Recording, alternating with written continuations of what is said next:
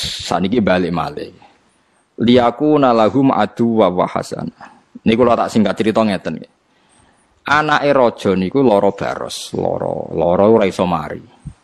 Terus dukun-dukune muni ngene, sok mben. Sing iso marekno putrine jenengan diobati wae ra mari, sing iso marekno putrine jenengan iku ilere bocah Bani Israel. Sing jenengan metuine dina iki, tanggal iki. Akhirnya Fir'aun mbek Asiyah niku bojone iku di tanggal itu nyari ya itu lungguh-lungguh ning kali mergo ya ditunjukkan tempatnya, tanggalnya, terus itu tadi terus ada tabut. Ada tabut ternyata Nabi Musa yang ngiler tenan. Tapi iler Nabi Musa lho, wah iler wis kasus tok ilermu. Diobatno ya mari tenan.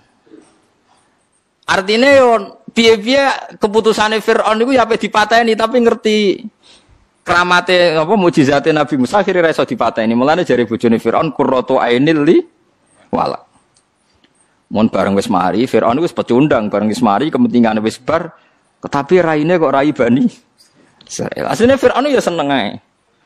Suatu saat pas digedong Firaun niku Musa wis beling boleh cilik wis.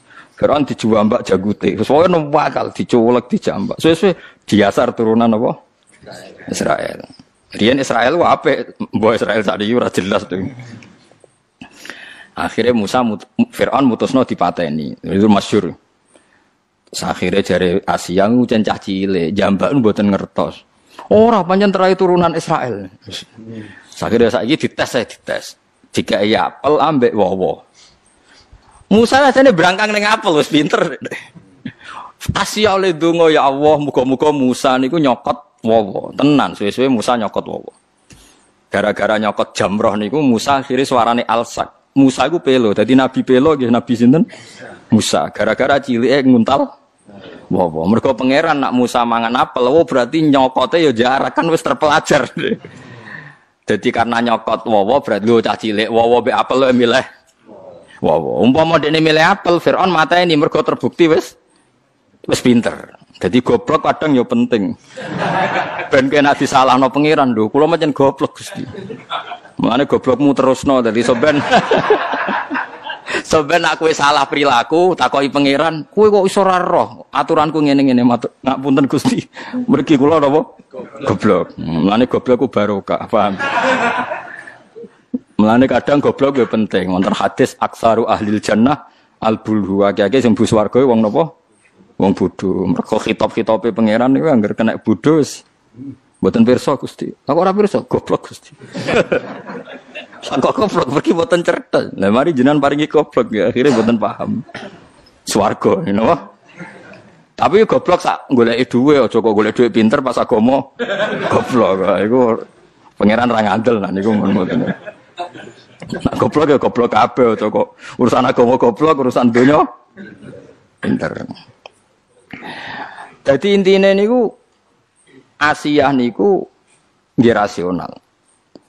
Pas Nabi Musa dikengken dadi nabi, diken dakwah niku masyhur terus ngendikan wa akhi Harun huwa afsahu minni lisanan fa arsilhu ma'iyarid ayusaddiquni inni akhafu ayyukad libun. Nak jenengan ngutus kula dadi nabi, kula kudu duwe juru bicara. Dadi jubir pertama ya Musa. Nabi Harun kakak kula angkat dadi nabi ben dadi juru bicara. Mergo kula niku alsak, kula niku pelo. Jadi pangeran yo ora nambani Musa ben tetep pelo. Baru kayak Musa pelo akhirnya ana nabi proposal. Nabi Harun dadi nabi ku dimintakan oleh Nabi sinten? Musa. Jadi oleh Nabi diangkat.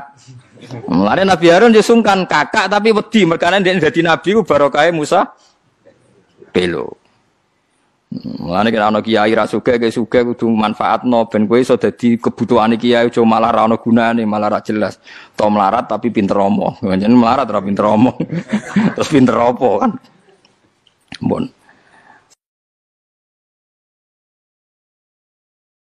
Itu cara pandang orang tareh. Tapi cara pandang orang tasawuf ngeten, walian total. Kabeh donya wae pangeran. Mulane Asiyah iku bojone Firaun, dipakani mbek donya haram. Musa cilik ya di rumah Firaun dipakani mbek dhuwit haram. Tapi wong donya wae pangeran darani halal ya halal. Nyatane bojone Firaun ya dadi wong salihah, anake wedok ya salihah, Musa cilik sing di rumah Firaun ya saleh. Iku nunjukno donyane wong kafir nak dipangan wong saleh tetep dadine ya apik. Tapi aja nyolong lho maksudnya terus nyolong. Mulane wong sing terlalu zuhud nek dikek wong kafir ra gelem iku ya salah. Rumangsamu wong kafir di donya iku donyane pangeran. Buktine Musa di rumah Fir'aun. Nabi Muhammad cilike sing rumah sinten? Abu Lahab.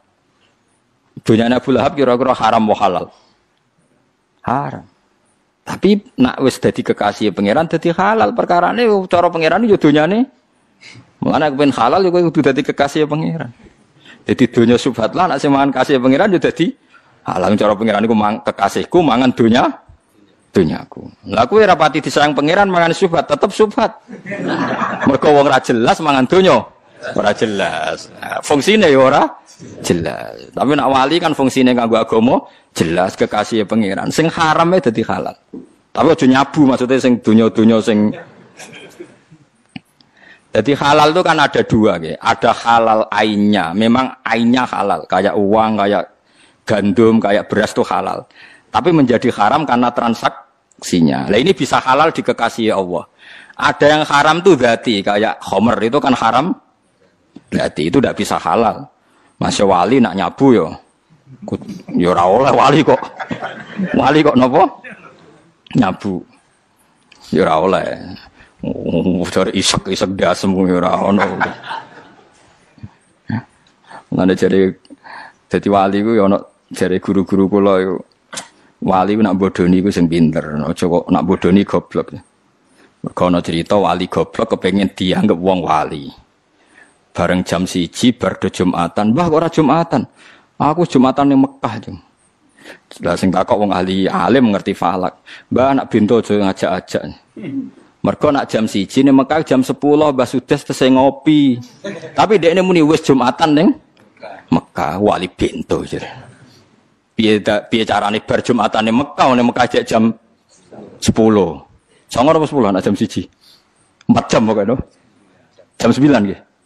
9. Mulane saiki konangan wali-wali amatir konangan wis ora Jumatan jare wis Jumatan ning Mekah. Ning Mekah tesih jam pinten? Songo, mergo terpaut 4 jam. Nah, dene terpelajar oleh muni kudune ngene. Kok mboten Jumatan, Mbah? Engko cuma ngenteni kok ning Mekah. Nah, iku rada pinter berarti. Berarti relatif terpelajar, no. Relatif napa? Kula baleni malih. Ini memang masalah-masalah sing kita ndak pernah tahu ila yaumil qiyamah. Ngeten kula niku termasuk ahli fikih dan memang saya pelajari masalah halal haram.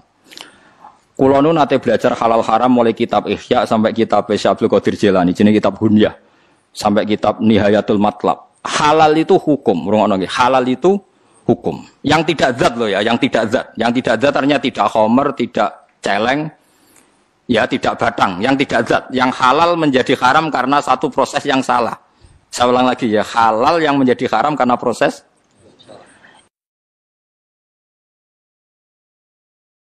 itu nanti selalu menjadi halal karena hukumnya halal. Bukan karena materinya halal. Jadi misalnya gini, Anda supir. Ya supir ya halal, kondektor ya halal, sudah. Padahal nanti itu ada orang lonte misalnya, umbal itu nganggu duit hasil dari ngelonte. Copet umbal dari uang hasil nyopet. Dan dia pergi juga mau meneruskan aktivitas nyopet. Anda sebagai supir atau kondektor tetap halal karena Anda mendapatkannya lewat transaksi yang halal. Meskipun dibayar dari materi yang asal-usulnya didapatkan dari haram. Mungkin Anda penjual pulsa, ya sama. Yang beli mungkin lonte, kok pulsane dinggo goleki hidung belang atau sebaliknya. Kue santri, ya wis pokoknya tuku pulsa itu dilayani. Kue kan gak iso nulisi hanya yang berkepentingan halal. Pengen rapayu tapi gitu. Nah sama jual beras juga sama. Nak dipangan kiai, dipangan wong saleh nggo kekuatan salat. Nak digo wong nakal. Ya di kekuatan nakal. Mulane kan ning bis ra usah ndonga, semoga sampai tujuan. Sebagai tujuan nek wong nakal ya di tempat tujuannya ya nggon nakal. Ya ta ora? Tapi dongakno wong ya sampai semoga selamat sampai tujuan dan semoga cita-citanya berhasil. Lo cita-citanya berhasil cepat yo. Paham ya? Jadi makanya hukum uangan, mana tahu-tahu wong alim ora iso omong. Kulo sering takoki. Kulo nggih nate ketika Jogja gempa atau ada daerah-daerah yang kena bencana, saya pernah ditanya wong alim, padha ngalime takok. Gus, menurut Anda doakan selamat itu baik apa enggak? Supaya dunia enggak ada bencana. Ra roh. Jenengan wong alim uga roh. Kalau dunia itu aman, sing kelon maksiat ya aman, sing minum ya aman. Meskipun nak ora aman, sing sholat pun ndak aman. Tapi masalahnya nak aman, sing maksiat pun aman. Akhirnya kan wong alim ora wani omong. Ya juga Gusti nderek mawon kan mergo mugi-mugi kampung niki gemah ripah Allah jinawi, rezeki gampang ngene-ngene. Rezeki gampang aku nakal ya juga aktivitas nakal, sing saleh juga aktivitas. Mosok kabeh donga semoga rezeki gampang kangge tiyang-tiyang saleh sing mboten saleh. Kangelan kan yo sing muni amin bingung iki maksude piye. Kan ora jelas. Makanya ketika Syekh Abdul Qadir Imam Ghazali yang dikatakan halal itu Anda saat transaksi melakukan sesuatu yang halal. Di luar itu Anda sudah tidak dimintai tanggung jawab. Karena kalau dimintai tanggung jawab, uang rentalan mobil bogo jemenan apa mboten ngapunten lho niku. Wedi digo ya haram tenan lak digo. Tapi wis wong kata-katan kayak mergawe ya wis. Lah nang ngono sak donya ya haram kabeh. Ya pesawat digo kaji. Wong kok nyugeno Boeing, nek Amerika suwe Boeing sugih digo kekuasaan militer sugih digo ngrusak Islam. Boikot pajak Amerika. Wis haram kabeh sak donya. Kaji pun haram. Mergo kaji nganggo pesawat Amerika nyugeno Amerika. Nek Amerika sugih dienggo ora ono sing halal nang mbantem ngono ya ora ono sing halal.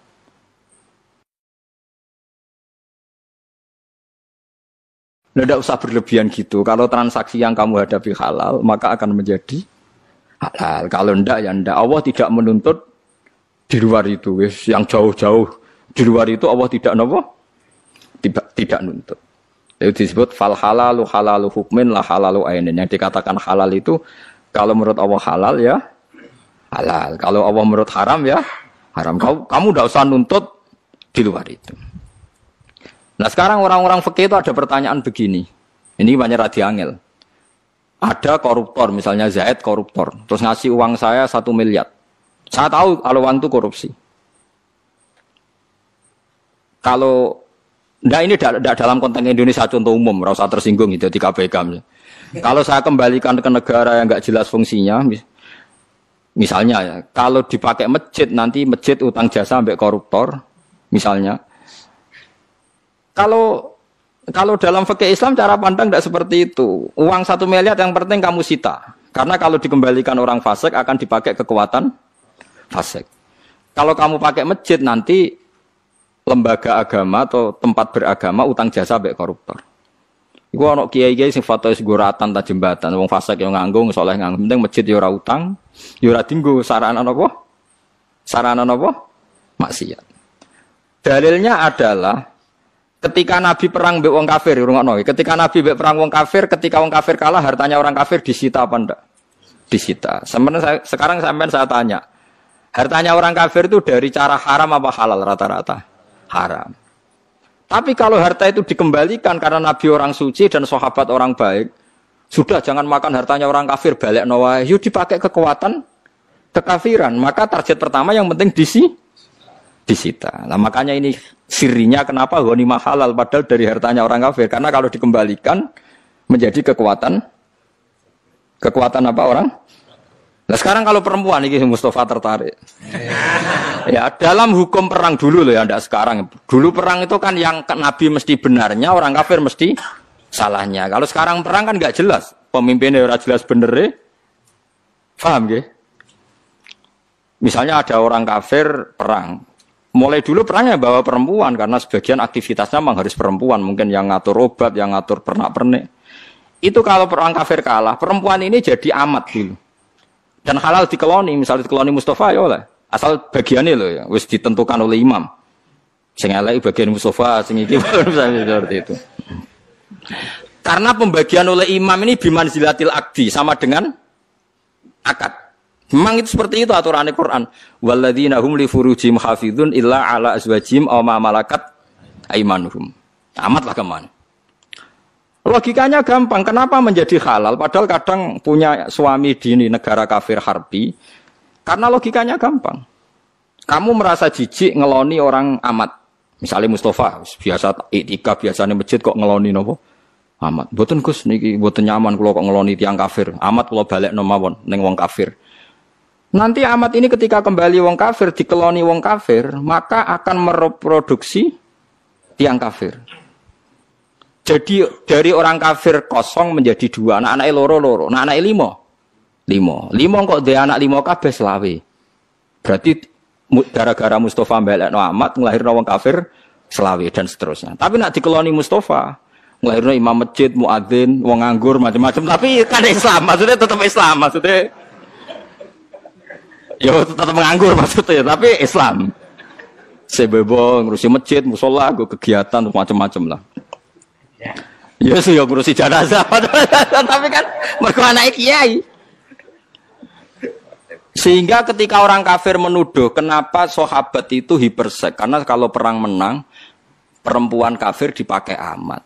Kamu sebagai ulama, kamu harus tahu hujahnya, karena kalau yaitu tadi, kalau diproduksi orang kafir ya akan produksi orang kafir, kalau dikeloni wong Islam yang produksi, itu sirinya kenapa amat halal. Tapi halal ini pilihan, kamu boleh saja enggak ngeloni, tapi jangan kebalikan. Sama pedang atau senjata yang dimiliki bajingan, kamu boleh saja enggak pakai, tapi jangan kembalikan. Karena kalau kamu kembalikan dipakai kekuatan kefasikan bajingan. Wah kata saniki balik malih.